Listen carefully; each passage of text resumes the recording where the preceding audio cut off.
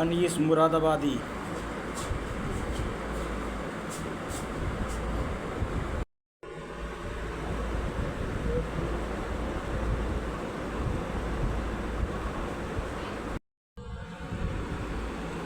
دیوان انیس مراد آبادی۔ السلام علیکم دوستو، آج میں آپ کو اپنے استاد محترم جناب انیس مراد آبادی رحمۃ اللہ علیہ کی زندگی کے چند اہم گوشوں سے روشناس کرانے کی کوشش کروں گا۔ انیس مراد آبادی بلا شبہ جنوبی پنجاب بلکہ پورے پاکستان کے ہر دل عزیز شاعر تھے۔ کم سنی میں قیام پاکستان کے فوراً بعد اپنے بڑوں کے ساتھ پاکستان آ گئے۔ ہجرت کے سفر کے دوران ان کو گو نہ گو مسائل کا سامنا رہا، جیسا کہ باقی مہاجرین کے ساتھ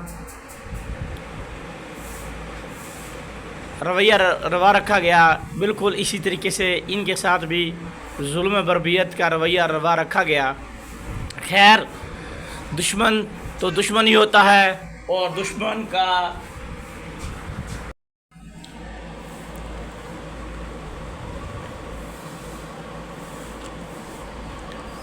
انیس مراد آبادی رحمۃ اللہ علیہ کی زندگی کے اندر غضنفر اکیڈمی پاکستان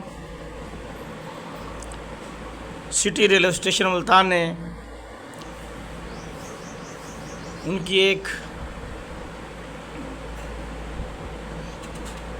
کتاب شائع کی، ایک دیوان شائع کیا گیا، جن میں ان کو بھرپور خراج تحسین پیش کیا گیا، ان کے کارناموں کے حوالوں سے، ان کے جو اردو ادب کے اندر ایک معیار ہے، ایک وقار ہے، اس کے حوالے سے، اور جو انہوں نے اس معیار تک، مقام تک پہنچنے کے لیے گو نہ گو مسائل اور مصیبتوں کا وہ شکار ہوئے، جس ظلم و بربریت کے ساتھ ان کا پاکستان میں استقبال کیا گیا، اور انڈیا سے ان کا انخلاء اور موجودہ دور تک آنے والے جتنے بھی مسائل آئے، ان کے بوڑھے ہونے تک انہوں نے اپنے اشعار میں کوشش کی ہے لمحہ بلمحہ ان اشعار کو وقت کے موتیوں کے ساتھ پرونے کی، جو ان پہ حالات بیتے، جو انہوں نے ارد گرد کا ماحول پایا، اس حوالے سے انہوں نے جو کلام لکھا قابل ستائش ہیں، اور خاص طور پہ غضنفر اکیڈمی ملتان والے بھی داد کے مستحق ہیں کہ انہوں نے میرے استاد محترم جناب انیس مراد آبادی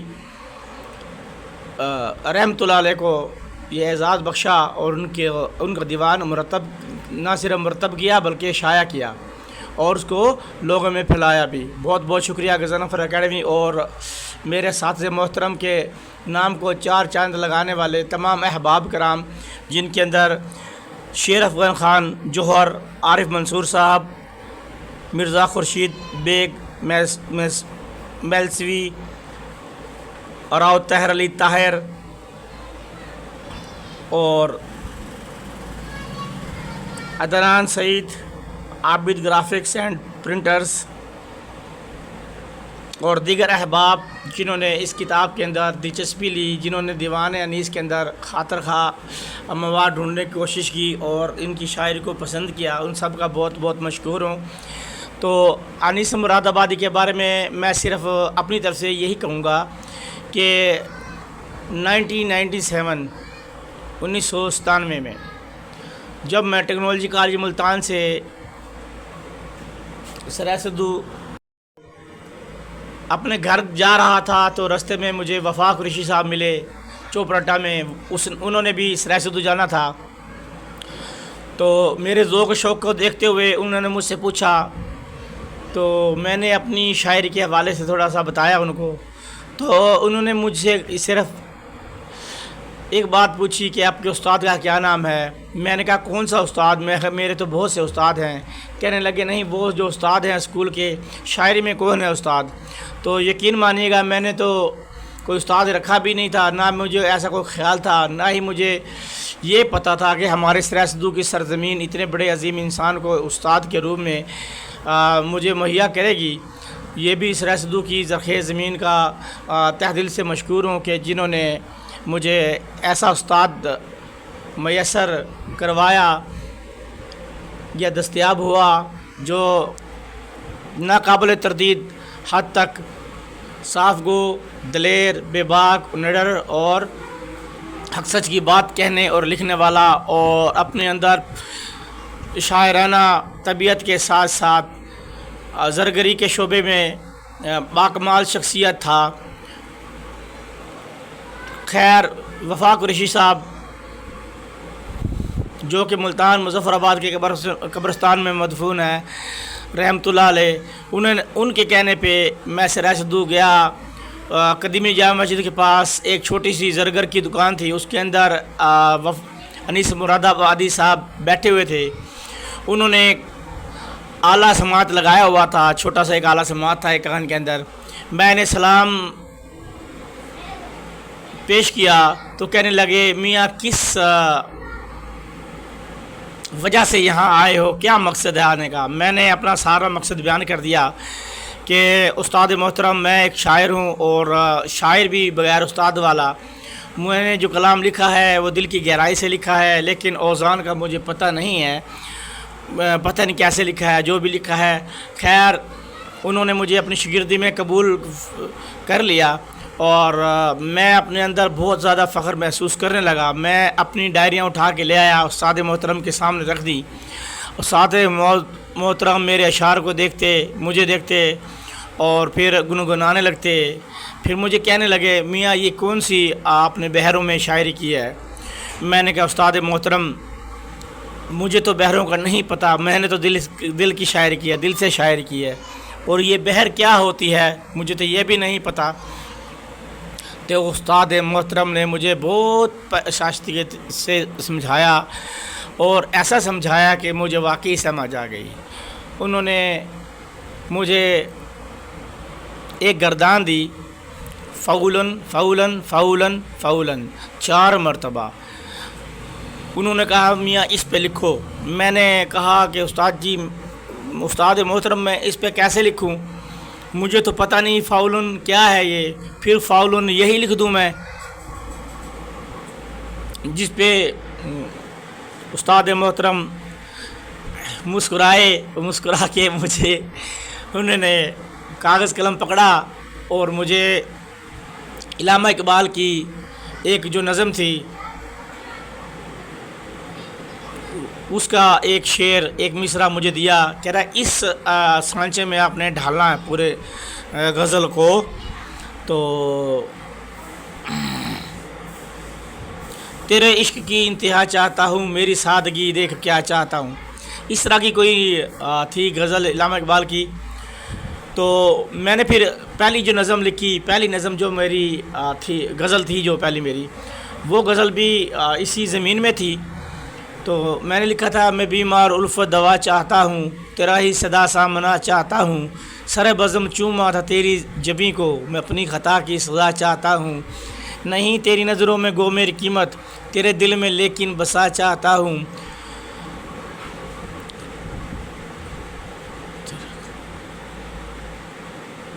فلک پر تیرا نام سب سے ہے اونچا، تیرے حق میں رب سے دعا چاہتا ہوں۔ اور آخری شعر، وہ خود سر ہے مانا مگر تجھ سے ناطق، تیرے عشق کی انتہا چاہتا ہوں۔ اس طریقے سے میں نے 2-3 غزلیں اور بھی استاد محترم کو لکھ کے دکھائی۔ استاد نے وہ پسند کی اور مجھے کہا اسی بحر کے اندر آپ مشق کرتے رہیں۔ لیکن وہ بحر جو تھی تو بہت سادہ، لیکن ہمارے جیسے آزاد شاعروں کے لیے قیود قبول کرنا خاصا مشکل تھا، کیونکہ کلاس 4 سے ہی میں شاعری کر رہا تھا، اور میں نے بہت عنوانات کے تحت شاعری کی تھی۔ زندگی کے اندر بدلتی ہوئی رتوں کے حوالے سے میں نے گفتگو کی تھی اپنی شاعری میں۔ جو کمسن بچے تھے یا لڑکپن والے تھے وہ میری شاعری کو بہت داد دیتے تھے، ان سب کو پتہ چل گیا تھا کہ میں ایک شاعر ہوں۔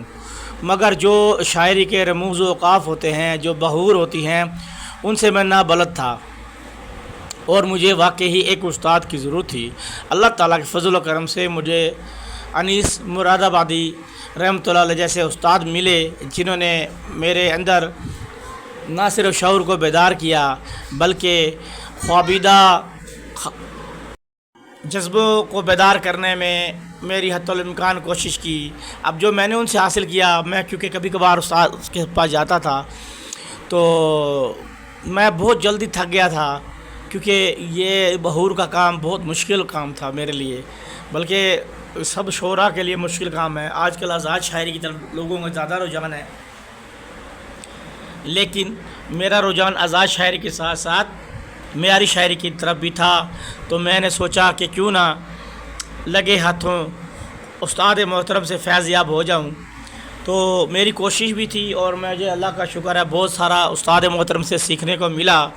लेकिन मुझे दुख सिर्फ़ इसी बात का है कि मेरे उस्ताद मोहतरम अनीस मुरादाबादी रहमतुल्लाह अलैह के नाम से ना ही कोई किसी यूट्यूब चैनल पे कोई मवाद मौजूद है, ना ही किसी अखबार में उनके हवाले से, उनके किरदार के हवाले से, उनके उर्दू अदब में मकाम के हवाले से कोई मकाला शाया हुआ, ना कोई कालम मेरी नज़र से आज तक गुज़रा। इतने बड़े शायर के साथ ये तो सरासर नाइंसाफ़ी है। तो आज मैंने सोचा क्यों ना अपने उस्ताद मोहतरम के जो पैगाम है, जो उनका वक़ार था, जो उनका मयार था, उसको ले करके मैं निकलूं और उनका नाम ज़माने भर में लोगों के सामने पेश करूं, उनका कलाम भी पेश करूं, ताकि लोगों को पता चल सके कि सराय सद्दू की धरती के अंदर इंडिया से आने वाला अनीस मुरादाबादी, जो कि अभी बहुत छोटा था हिजरत के दौरान, तो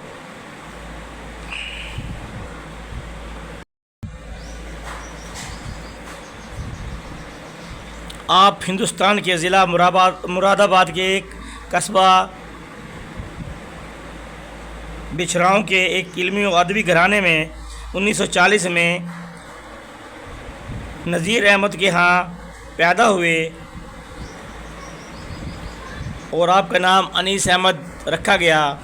आपके वालिद नज़ीर अहमद बहुत बड़े शायर थे और आपके दादा करीम मुरादाबादी भी बहुत बड़े शायर थे। इस तरह शायराना माहौल के अंदर उन्होंने आँख खोली और 7 साल, जब आप 7 साल के थे तो पाकिस्तान बन गया, तो आप अपने वालिदैन के साथ पाकिस्तान का हिजरत करके आ गए और सराय सद्दू तहसील कबीरवाला ज़िला खानेवाल, जबकि पहला जो ज़िला था सराय सद्दू का वो था मुल्तान। तो मुल्तान सराय सद्दू में तशरीफ़ लाए और यहाँ पे सुकूनत अख्तियार कर ली और अपना जो ज़रगरी का शोबा था वो अख्तियार किया और इलाके में बहुत जल्द मशहूर हो गए। शेर व शायरी के साथ साथ ज़रगरी में भी लाजवाब थे। आपने स्कूल का ज़माना तो बहुत कम एंजॉय किया, लेकिन पाकिस्तान में आने के बाद आपने दूर दराज के इलाकों में बैतबाजी के मुकाबले में शिरकत की और मुख्तलिफ़ अदबियात के ज़ेर असर मुनक्कद होने वाले मुशारों में ना सिर्फ शिरकत की बल्कि अक्सर में खूब दाद समेटी और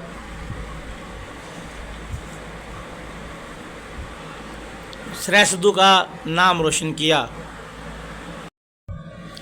अनीस मुरादाबादी रहमतुल्लाह अलैह से जब कभी मैं कहता कि उस्ताद मोहतरम मेरी रहनुमाई फरमाएँ, तो वो आगे से भाई मुदस्सर ज़िया रहमतुल्लाह अलैह का ज़िक्र करते और कहते कि आप उनसे इस्लाह लिया करें, क्योंकि मेरे उस्ताद मोहतरम को कम आखिर में कम नज़र आता था, बीमार ज़्यादा रहते थे, कम सुनाई देता था।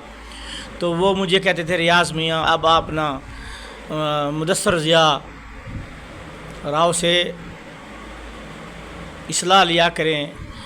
मुदस्सर भाई से मेरा 2-3 बार आमना सामना हुआ तो मैंने उस्ताद वाली बात उनके गोश गुजार की, तो मुस्कुरा के कहने लगे रियाज़ भाई मैं इतना बड़ा शायर थोड़ी हूँ, फिर भी आप आ जाना, देख लेंगे आपकी शायरी। तो अल्लाह ताला को फिर वो एक रोड एक्सीडेंट में प्यारे हो गए। अल्लाह ताला उनके दर्जात को बुलंद फरमाए और मेरे उस्ताद अनीस मुरादाबादी रहमतुल्लाह अलैह के भी दर्जात को اور وفا قریشی صاحب کے درجات کو بھی بلند فرمائے، اور تمام مسلمان مرحومین جو دنیا سے چلے گئے ہیں، جن کا علمی ادبی کردار رہا، جتنے بھی مسلمان تھے وفات پا چکے ہیں، اللہ تعالیٰ سب کی درجات بلند فرمائے، سب کی مغفرت فرمائے، اور سرائے صدوق سے اٹھ کے جو مختلف علاقوں میں لوگوں نے سکونت اختیار کی، اللہ تعالیٰ ان کی قبور پہ بھی کروڑوں اربوں رحمت نازل فرمائے۔ ایک سرائے صدوق کا شہری ہونے کے ناطے، ایک استاد انیس مراد آبادی کا شاگرد ہونے کے ناطے میں کچھ باتیں آپ سے شیئر کرنا چاہتا ہوں۔ استاد محترم 5 وقت کے نمازی تھے، ماشاءاللہ تہجد گزار تھے، اور انہوں نے ماشاءاللہ بہت اچھا وقت گزارا سرائے صدوق میں رہ کے، کسی کے ساتھ ناانصافی نہیں کی۔ استاد بے باک، بے خوف، نڈر قسم کے انسان تھے، اور اپنے شاگردوں کے ساتھ تو ان کا رویہ نہایت ہی محبانہ، نہایت ہی درویش اندانہ تھا، دور اندیشی کٹ کٹ کے بھری ہوئی تھی۔ تو یہ میرے اساتذہ کی چند خوبیاں تھیں جو میں نے آپ کی گوش گزار کی۔ کچھ خوبیاں ان کی چھپی ہوئی بھی ہوں گی، کیونکہ مجھے بہت کم وقت ملا استاد صاحب سے سیکھنے کا، لیکن جو میں نے سیکھا تو میں یہ سمجھتا ہوں بس میں نے وہی سیکھا ہے آج تک، اس سے کے علاوہ میں کچھ نہیں سیکھ سکا، نہ ہی میرے میں اتنی تاب ہے، نہ ہی میرے میں ہمت ہے۔ آزادانہ شاعری کرتا ہوں اور دھڑلے سے شاعری کرتا ہوں۔ تو ابھی یہ جو کتاب تھی انیس مراد آبادی کی، اس کے حوالے سے بتاتا چلوں، جو اس کے یہ دیکھ لیں جی، اس کے فہرست مضامین ہے، عرض مرتب، پھر اس کے بعد سفر کا دکھ، عارف منصور صاحب، دیوان انیس مراد آبادی کی ریاضت، فن کا شاہکار، میردار خورشید بیگ میلسوی، اس کے بعد اظہار خیال اقبال جاوید ہاشمی، راؤ طاہر علی طاہر، پھر اس کے بعد آ جاتا ہے مناجات، پھر اس کے بعد آتا ہے مدت سے آرزو ہے کہ آئیں نظر قریب، یہ نعت رسول مقبول ہے جو حضور صلی اللہ علیہ وسلم کی شان اقدس کے لیے لکھی گئی ہے، اور اس کا میں آپ کو ایک شعر بھی سنا دیتا ہوں، کیونکہ کوشش کروں گا کہ چند اشعار سب آپ کو سناتا رہوں، ساتھ ساتھ تاکہ آپ کے بور بھی نہ ہوں اور آپ کو کلام کی پختگی کا بھی اندازہ ہوتا رہے۔ تو یہ شعر ہے نعت رسول مقبول، تو میں کوشش کرتا ہوں کہ آپ کو پوری ہی نعت رسول مقبول پڑھ کر سنا دوں استاد کے، تاکہ جو کلام ہے اس کے اندر آپ کو پتہ چلے کتنی پختگی ہے اور کتنی نبی پاک صلی اللہ علیہ وسلم کی ان کو محبت ہے اور عقیدت ہے۔ تو نعت رسول مقبول میں سناتا ہوں جو میرے ساتھ محترم نے لکھی ہے۔ یہ لکھی ہے بیر مزارہ مسمن اخرب مکفوف مقصور میں، مفعول فاعلات مفاعل فاعلات، مفعول فاعلات مفاعیل فاعلات، یہ بحر ہے جی۔ اس کے اندر لکھی ہے شدت سے آرزو ہے کہ آئیں نظر قریب، شدت سے آرزو ہے کہ آئیں نظر قریب،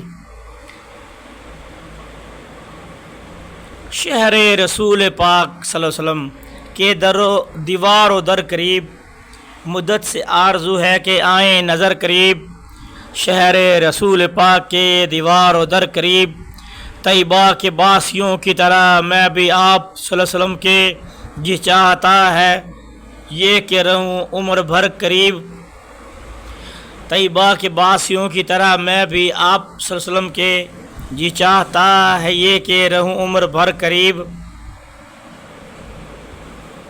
روح الامی تو بیٹھ گئے تھک کے راہ میں، روح الامی تو بیٹھ گئے تھک کے راہ میں، پہنچے حضور صلی اللہ علیہ وسلم عرش کے بے بال و پر قریب، کر کر کے جہد اپنا سا منہ لے کے رہ گئے، کر کر کے جہد اپنا سا منہ لے کے رہ گئے، پہنچے نگار سور کے مشرق مگر قریب، پہنچے نگار سور کے مشرق مگر قریب، مفعول فاعلات مفاعیل فاعلات، آیا نظر نہ ان کو ہدایت کا راستہ، مفعول فاعلات مفاعیل فاعلات، بولا وہ ابو جہل بھی تھے شام و سحر قریب، مفعول فاعلات مفاعیل فاعلات۔ آقا صلی اللہ علیہ وسلم مدینے اب تو بلا لیجئے مجھے، ہے اس جہاں سے اب میرا وقت سفر قریب۔ کیا بات کہی ہے میرے استاد محترم نے اس شعر کے اندر۔ اس نعت کا یہ شعر ہے بہت قیمتی ہے اس حوالے سے بھی کہ استاد بزرگ ہو چکے تھے، کافی عمر ان کی ہو چکی تھی، تو انہوں نے اپنے بڑھاپے کے حوالے سے لکھا کہ دنیا سے کوچ کرنے کا وقت بھی قریب ہے، اے اللہ کے نبی، اے اللہ کے رسول، اے اللہ کے حبیب، مجھے اپنے در پہ بلا لو، مجھے اپنے در کی حاضری کرنے کی سعادت عطا کیجیے۔ تو اور سے بھی پیارا آخری شعر ہے جو انہوں نے مقطع لکھا ہے اس نعت رسول مقبول کا۔ کیا شاندار مقطع ہے، کیا شاندار مقام ہے میرے استاد محترم کا، آپ خود اندازہ لگائیں۔ اشعار جس طریقے سے اشعار کے اندر انہوں نے جو الفاظ پروئے ہیں وہ ماشاءاللہ وقت کے حوالے سے، شہرت کے حوالے سے، اہمیت کے حوالے سے اور قدردانی کے حوالے سے اپنی مثال آپ ہے۔ یہ دیکھیں جی، میں تو انیس نظر ہی کر دوں گا اپنی جان، میں تو انیس نظر ہی کر دوں گا اپنی جان، تقدیر لے گئی مجھے ان کے اگر قریب، ان کے آپ صلی اللہ علیہ وسلم کے، میں تو انیس نظر ہی کر دوں گا اپنی جان، تقدیر لے گئی مجھے ان کے اگر قریب۔ انیس مراد آبادی رحمۃ اللہ علیہ میرے استاد محترم۔ تو یہ نعت رسول مقبول ہے، اس کا مفعول فاعلات مفاعیل فاعلات اور بحر مضارع مسمن اخرب مکفوف مکسور کی بحر میں لکھی گئی ہے۔ اور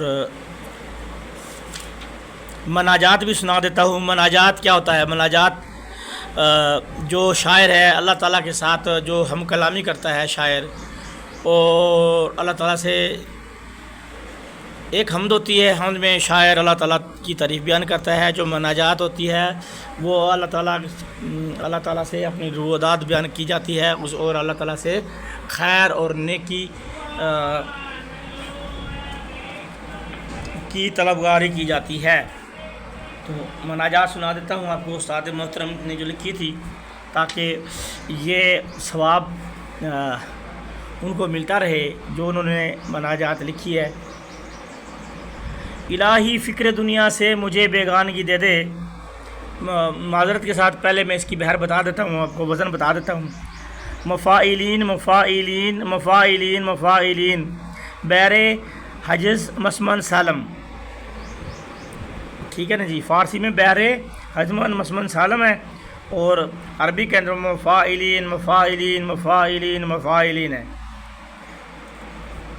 الہی فکر دنیا سے مجھے بیگانگی دے دے، الہی فکر دنیا سے مجھے بیگانگی دے دے، نمود و نام کے بدلے شعور باطنی دے دے، نمود و نام کے بدلے شعور باطنی دے دے، زباں کو تو نے گویائی نظر کو روشنی بخشی، دل مردہ کو بھی اپنے کرم سے زندگی دے دے، جسے جنت کی خواہش ہو اسے جنت عطا فرما۔ آئے ہائے ہائے ہائے، کیا پیارا شعر ہے جی۔ یہ مصرع میں نے پڑھا ہے، تو آگے والا میں نے بھی پڑھا بھی نہیں ہے، لیکن مزہ آ گیا، یقین کرو میرے منہ میں پانی آ گیا، سواد آ گیا۔ جسے جنت کی خواہش ہو اسے جنت عطا فرما،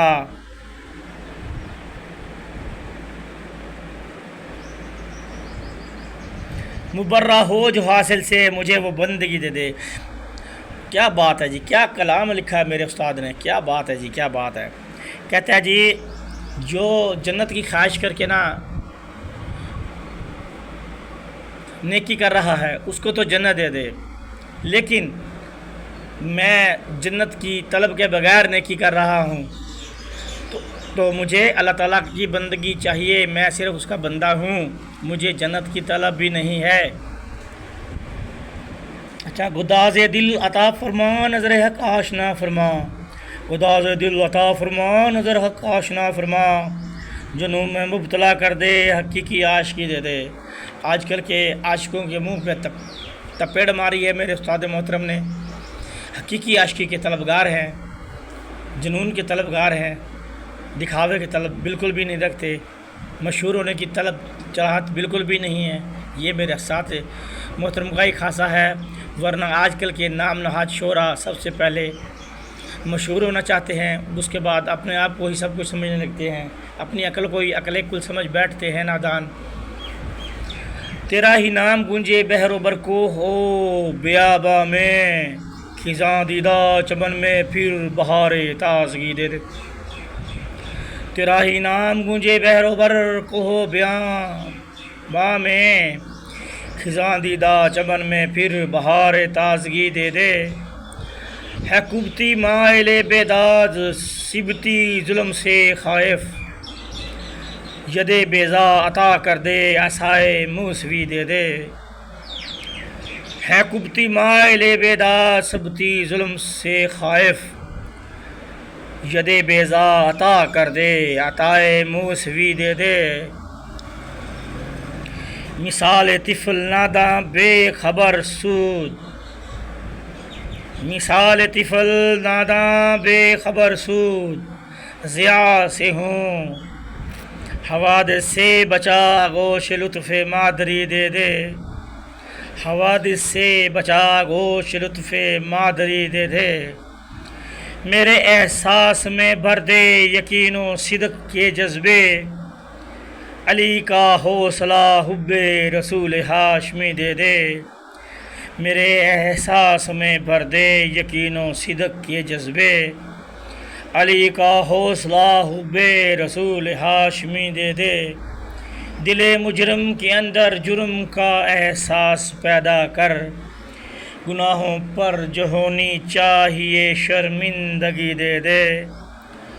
درون خانہ دشمن چھپ کے تاریکی میں بیٹھا ہے، میری بینائی کے پردے اٹھا دے روشنی دے دے۔ انیس بے خرد کو مانگنا آتا نہیں تجھ سے، جو اس کے حق میں بہتر ہے میرے مولا وہی دے دے۔ تو مناجات اور نعت رسول مقبول کے بعد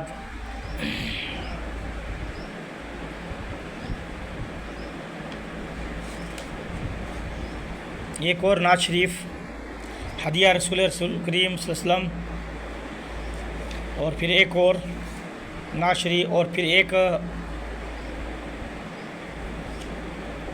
منقبت سیدنا امام علی مقام پر ان کے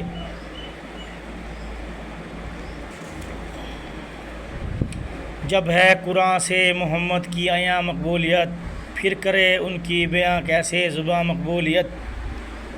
وقت کی رفتار بھی دھندلا نہیں سکتی جنہیں چھوڑ کر گزری ہے وہ گہرے نشاں مقبولیت۔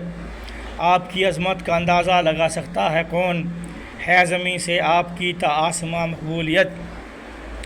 دونوں عالم میں سوائے آپ کے کس کو ملی، بے کرام مقبولیت اور جاوندہ مقبولیت۔ انبیاء آئے ہیں یوں تو اور بھی لاکھوں، مگر جو انہیں ہے سب کو وہ حاصل کہا مقبولیت۔ وقت کر دیتا ہے مدھم ہر کسی کے خد و خال، تا ابد ہے آپ کی لیکن جمع مقبولیت۔ تازگی روز ازل سے جس کی قائم ہے انیس، آپ کی ہے وہ بہار بوستہ مقبولیت۔ اس کے بعد آپ شمس الضحیٰ خاتم الانبیاء، آپ بدر الدجا خاتم الانبیاء، آپ نور مبین، آپ محبوب رب مصطفیٰ مجتبیٰ خاتم الانبیاء، آپ خیر البشر، آپ ماہ لقا، آپ خیر الورا خاتم الانبیاء، رحمت العالمین شاہ دنیا و دین، سرور دو سرا خاتم الانبیاء۔ آپ ہی دونوں عالم کی ہیں ابتدا، آپ ہی انتہا خاتم الانبیاء۔ کنکروں نے بھی بیت دستے بو جہل میں، کلمہ حق پڑھا خاتم الانبیاء۔ اب نبی آئیں گے نہ رسول خدا، نام ہے آپ کا خاتم الانبیاء۔ اس کے بعد حضرت امام حسین رضی اللہ تعالیٰ عنہ کی شان بیان کی گئی ہے، اشعار سنیے گا اور سر دھنیے گا۔ صد پیکرے جمال تھی صورت حسین کی، صدق و صفا کا آئینہ سیرت حسین کی ہے، فخر کائنات شجاعت حسین کی، تقلید کا ہے درس شہادت حسین کی۔ تاریخ میں ہیں کتنے بلند ان کے مرتبے، جن کو تھی کربلا میں رفاقت حسین کی۔ روز جزا ملے گا اسے اس کا بھی اجر، قائم ہے جس کے دل میں عقیدت حسین کی۔ آؤ کہ آج عہد سر بزم ہم کریں، زندہ رکھیں گے ہم بھی روایت حسین کی۔ دریائے علم جوہر عرفاں لیے ہوئے، بے مثل لازوال ہے دولت حسین کی۔ ملتا نہیں یزید کا نام و نشاں کہیں، موجود ہے جہاں میں حکومت حسین کی۔ سر دے دیا جھکایا نہ باطل کے سامنے، ہے بے مثال جرت و ہمت حسین کی۔ پھر سر اٹھا رہے ہیں حواری یزید کے، پھر پڑ گئی انیس ضرورت حسین کی۔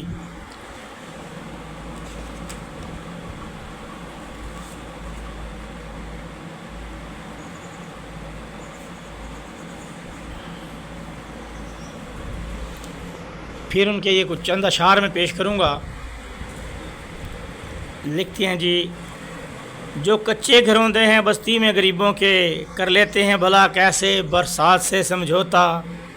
مشکل ہے بہت مشکل جذبات سے سمجھوتا، اس دور کشاکش میں حالات سے سمجھوتا۔ اور بڑے تلخ دنیا کی حقیقت بیان کی ہے میرے استاد نے، آپ بھی ذرا یہ شعر سنیں۔ ایک عمر کا پچھتاوا رہ جائے خلش بن کر، مت کرنا کبھی ایسے لمحات سے سمجھوتا۔ ایک عمر کا پچھتاوا رہ جائے خلش بن کر، مت کرنا کبھی ایسے لمحات سے سمجھوتا۔ اور چند اشعار میں چھوڑتا ہوں۔ اب کیسے اجالیں گے بستی کو انیس اپنی، وہ لوگ جو کر بیٹھے ظلمات سے سمجھوتا۔ اور ایسے فنکاروں پہ منہ پہ زوردار زناٹے دار تماچہ رشید کیا ہے میرے استاد نے، جو خود کو تو عقل کل سمجھتے ہیں لیکن اس کے اندر بندر باٹ رکھتے ہیں اور اپنے آپ کے اندر ہی وہ سب کچھ ہوتے ہیں۔ ان کو ارد گرد کا ماحول کا کچھ نہیں پتہ چلتا، نہ ان کی اس میں دلچسپی ہوتی ہے، اور عام انسان پستا رہتا ہے اور یہ مزے کرتے رہتے ہیں۔ اب کیسے اجالیں گے بستی کو انیس اپنی، وہ لوگ جو کر بیٹھے ظلمات سے سمجھوتا۔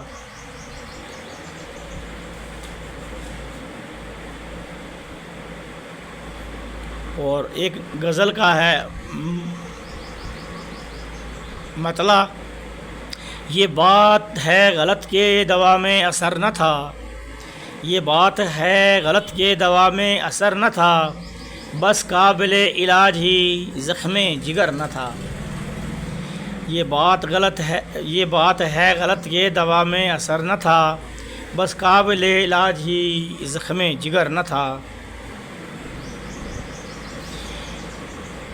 اگلا شعر، بیکار ہی لگائے رکھا ہم نے دل یہاں دنیا میں۔ دنیا کی بے ثباتی کا ذکر بڑے اطمینان کے ساتھ استاد محترم کرتے ہیں اور سمجھانے کی کوشش کرتے ہیں کہ دنیا فانی ہے، دنیا کتنی عارضی ہے۔ بیکار ہی لگائے رکھا ہم نے اپنا دل یہاں، یہ جانتے ہوئے کہ سرائے تھی گھر نہ تھا۔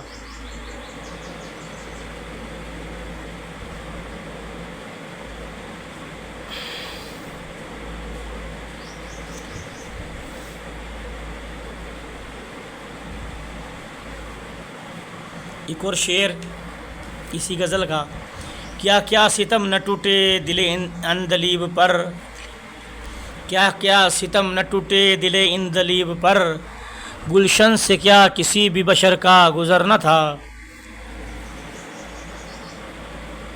اور اگلا شعر پھر یکسانیت کے حوالے سے ہے، اتفاق اور اتحاد کے حوالے سے ہے، دنیا کی بے ثباتی کے حوالے سے ہے، اتفاق میں کتنی طاقت ہو سکتی ہے اس کے حوالے سے ہے۔ یہ شعر بھی سنیے گا اور سر دھنیے گا۔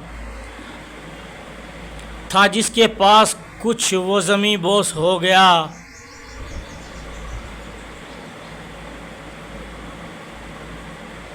آری رہا وہ نکل کے جس پر ثمر نہ تھا۔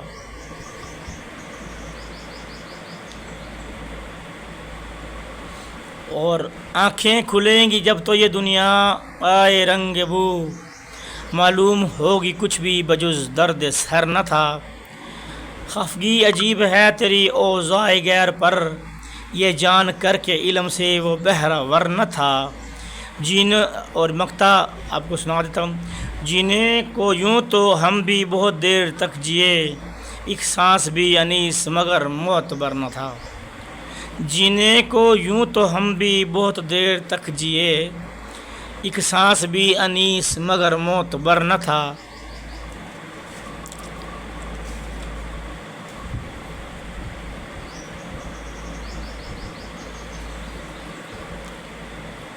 اور ابھی میں باقی غزلوں کے آپ کو مقطع اور مطلع سناؤں گا، کیونکہ وقت بہت کم ہے اور جو سر کے جو کلام ہے ماشاءاللہ بہت زیادہ ہے۔ ایک تو ان کا دیوان شائع ہو چکا ہے دیوان انیس مراد آبادی کے نام سے، اور دوسرا عنقریب انشاءاللہ ان کا بیٹا دوسرے حصے کو بھی شائع کرے گا۔ تو پھر استاد محترم کی زندگی کا جو نچوڑ تھا وہ میسر ہوگا مارکیٹ کے اندر، فی الحال جو میسر ہے اس پہ ہی گزارا کیجیے۔ تو ایک غزل ہے، یہ فاعلاتن فعلاتن فعلن، بحر نارمولا مسمن مخبون محذوف مسکن، یہ ہے جی۔ تو اس کا میں غزل کا مطلع اور مقطع سناؤں گا۔ رہتا ہے وقت ستمگار سے گتھم گتھا، رہتا ہے وقت ستمگار سے گتھم گتھا، آدمی سینکڑوں آزار سے گتھم گتھا۔ یہ تھا اس کا مطلع اور مقطع سنا دیتا ہوں۔ ہے عجب شخص شب و روز انیس خستہ، ہے عجب شخص شب و روز انیس خستہ، رہتا ہے بندش اثار سے گتھم گتھا۔ اگلی غزل، اس کا بھی پہلے مطلع اور پھر مقطع سناؤں گا۔ نہیں پہلا سا انداز شریفانہ محبت کا، نظر میں اور ہی ہے اب تو پیمانہ محبت کا۔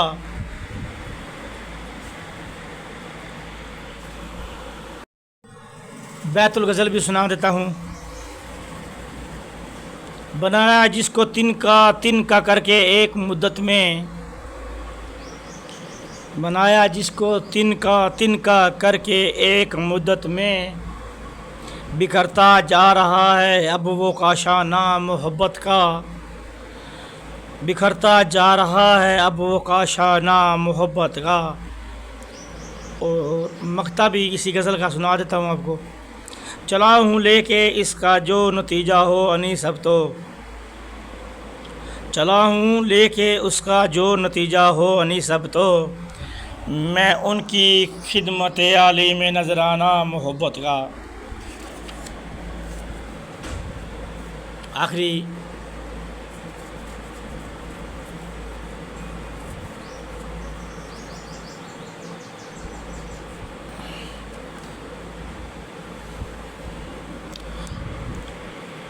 اپنا ایک شعر سنا دیتا ہوں۔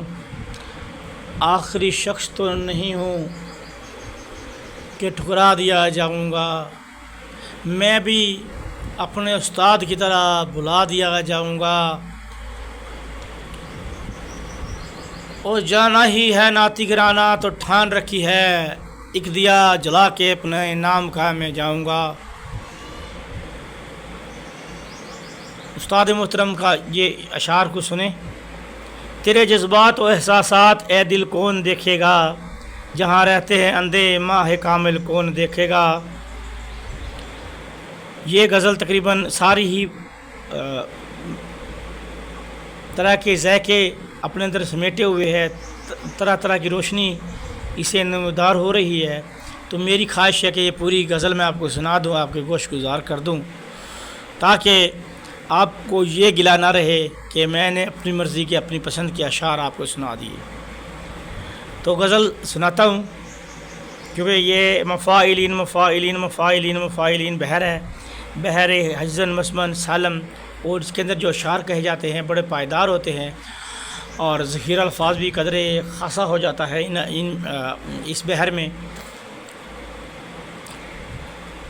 پوری غزل سنیے گا. تیرے جذبات و احساسات اے دل کون دیکھے گا، جہاں رہتے ہیں اندھے ماہ کامل کون دیکھے گا. ہے دشت پر خطر میں زندگی کا قافلہ اپنا، ہے دشت پر خطر میں زندگی کا قافلہ اپنا. نہ کی کوشش اگر مل کر تو منزل کون دیکھے گا. یہ تو قیام پاکستان سے پہلے کی بات ہو رہی ہے. سب نے مل کر کوشش کی اور الحمدللہ پاکستان بن گیا. جہاں انصاف ہو محبوس زور و زر کے زندہ میں، اس آبادی میں جا کر دستے قاتل کون دیکھے گا. یہ بات بالکل بجا ہے آج کے ماحول کے حساب سے بھی، پرانے ماحول کے حساب سے بھی. جس کی لاٹھی اس کی بھینس، اور جو ظالم لوگ ہوتے ہیں.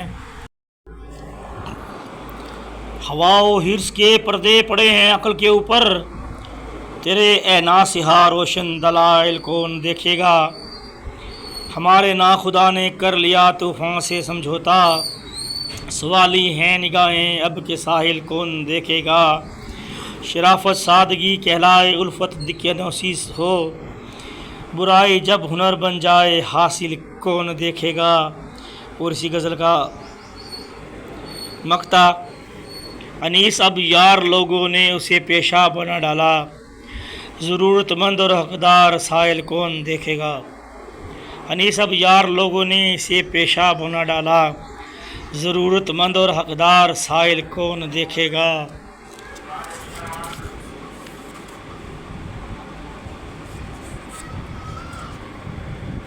ترک الفت کی قسم کھائی تو اندازہ ہوا، یاد اس کی اور بھی آئی تو اندازہ ہوا. کس قدر تھی تلخ تر بے سوچی سمجھی گفتگو، بات میری اس نے لوٹائی تو اندازہ ہوا. پہلے تو فرحاد کے قصے پہ آتی تھی ہنسی، ایک شیریں چوٹ جب کھائی تو اندازہ ہوا. ایک شیریں چوٹ جو کھائی تو اندازہ ہوا. دور سے مجنوں کی وحشت کچھ نہ تھی جز شاعری، ہم نے کی جب دشت پیمائی تو اندازہ ہوا. کیسے کیسے گل کھلاتا ہے محبت کا جنوں، میں ہوا جب خود تمنائی تو اندازہ ہوا. ہیں ابھی اہل سخن اہل نظر اہل زباں، ہم نے جب کی بزم آرائی تو اندازہ ہوا. نزا کے عالم میں دل پہ کیا گزرتی ہے انیس، آج اپنی جان پہ بنائی تو اندازہ ہوا. آج اپنی جان پہ بنائی تو اندازہ ہوا. بس ایک زلف، بس ایک جھلک رخے زیبا دکھا کے چھوڑ دیا، ہمیں جہاں میں تماشا بنا کے چھوڑ دیا. نہیں حد نظر نخل سایہ دار کوئی، یہ کس نے دشت تمنا ملا کے چھوڑ دیا. سنا رہے تھے سر بزم دل کا افسانہ، کسی نے ہاتھ ہمارا دبا کے چھوڑ دیا. دوبارہ ہو نہ سکا دل کا وہ نگر آباد، تیرے خیال نے جس کو بسا کے چھوڑ دیا. جو برگ شاخ سے ٹوٹا اسے زمانے نے انیس کر کے حوالے ہوا کے چھوڑ دیا. واہ، اس غزل کا مطلب آپ دیکھ لیں. مقطع. جو برگ شاخ سے ٹوٹا اسے زمانے نے انیس کر کے حوالے ہوا کے چھوڑ دیا.